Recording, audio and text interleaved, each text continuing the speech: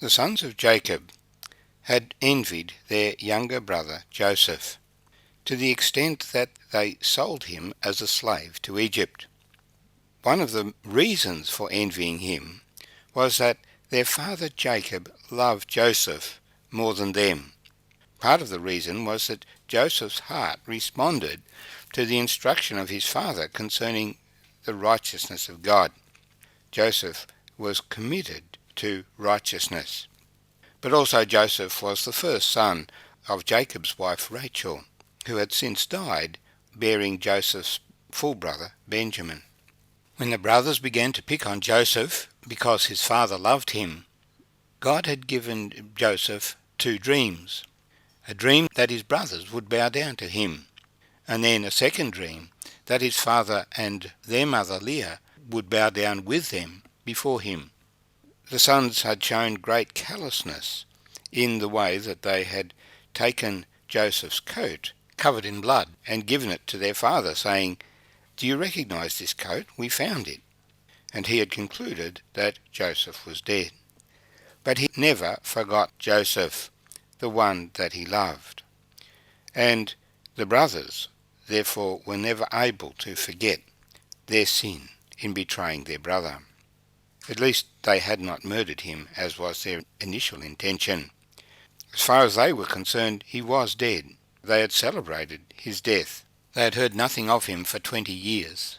He was out of their lives, but not out of their minds. God had revealed to Pharaoh that there will be 7 years of plenty, followed by 7 years of famine, and had appointed Joseph to administer the land as governor. He had collected food in the 7 plenteous years, and now that the famine came, he was distributing the food to the people.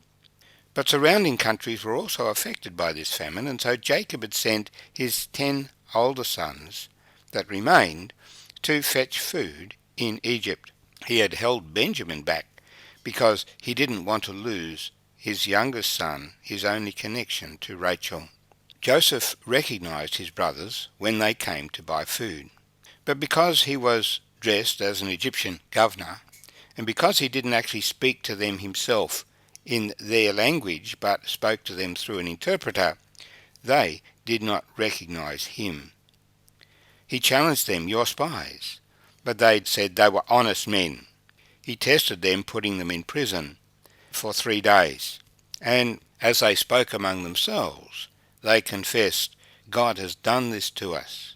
They weren't blaming Pharaoh, they weren't blaming Joseph, they were acknowledging that this was God's judgment on them because of what they'd done to Joseph. They had not forgotten their sin. Sin is like a splinter that festers. It must be removed and dealt with. It cannot just be covered over. Eventually Joseph had sent them back, except that he kept Simeon in prison.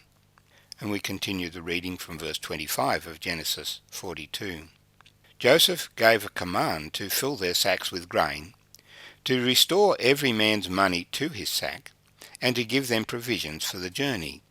Thus he did for them. So they loaded their donkeys with the grain and departed from there.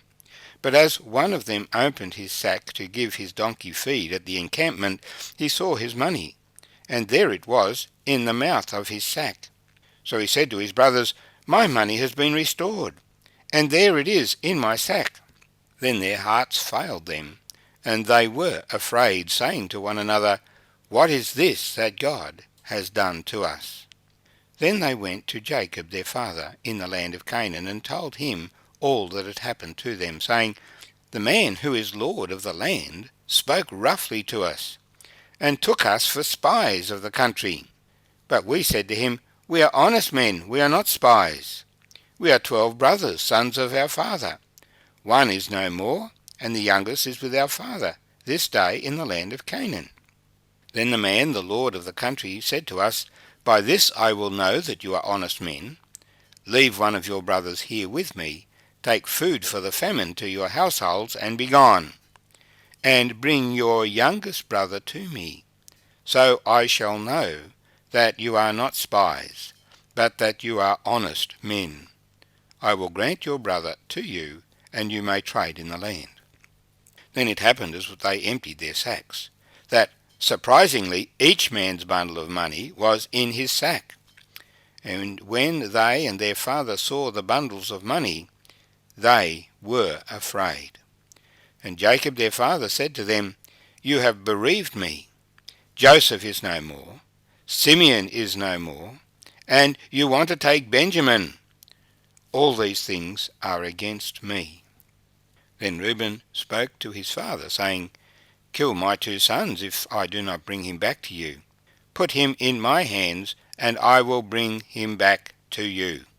But he said, My son shall not go down with you, for his brother is dead, and he is left alone.